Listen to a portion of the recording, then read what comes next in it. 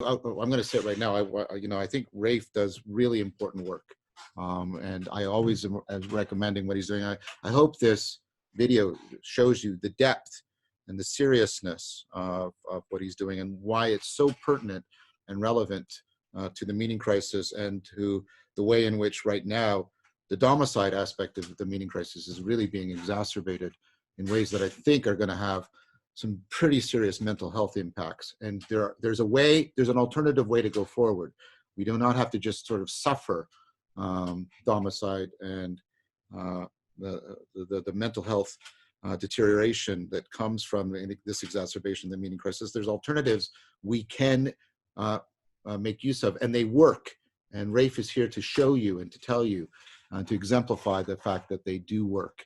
And so I want to thank you very much. I think what you're doing and what you've said today is good reason and good evidence for good hope. Yeah, thank you so much. I'd love to maybe even have a second one where we go deeper into the idea of the domicile, because I think that I think that people still have not grappled with just how disruptive this might be, and how much the world that we, I think people are sort of thinking that they're going to come out of their bunker and it's going to be the same world. No, this is like after the Great Depression and World War II. We have to remember that this is the first world encompassing, world challenging event we've come. The analogs are the Great Depression and World War II. And when wars, pandemics, we haven't seen this in 80 years. That's right. And after the Great Depression and World War II, we did not go back to the way things were before those events. We did not go back. And I don't think we're going back either. Eric Weinstein calls this the awakening from the great nap. It could be. And especially, and I think you agree with me too, that I strongly suspect that this is not the only pandemic we're going to be facing.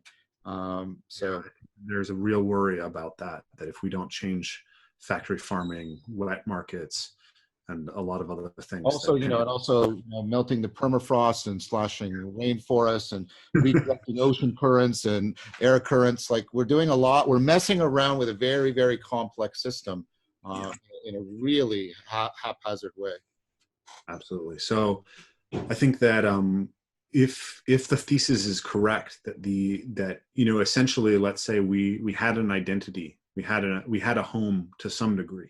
Yeah. And that has been deeply disturbed, and we need bridges to the next home and to be able to start building it. And that means that we can't be those comfortable people in our shells anymore. We have to cultivate virtue, and we need those bridges to the cultivation of virtue and the capacity to create the next home. Well, I'll build on your metaphor slightly. I think we had a home, but it was actually seriously deteriorated by the meaning process, so that it like when it's disturbed, it has a very great chance that it's going to, in some significant way, collapse. And I think, building bridges is exactly what we need to be doing right now. So I offer my work as a potential bridge for people if it's interesting, if it feels like it might help them.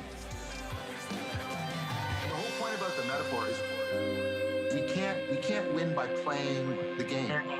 That's right. My way of trying to understand what it is to not play their game and to shift over to a totally different game, to shift the culture.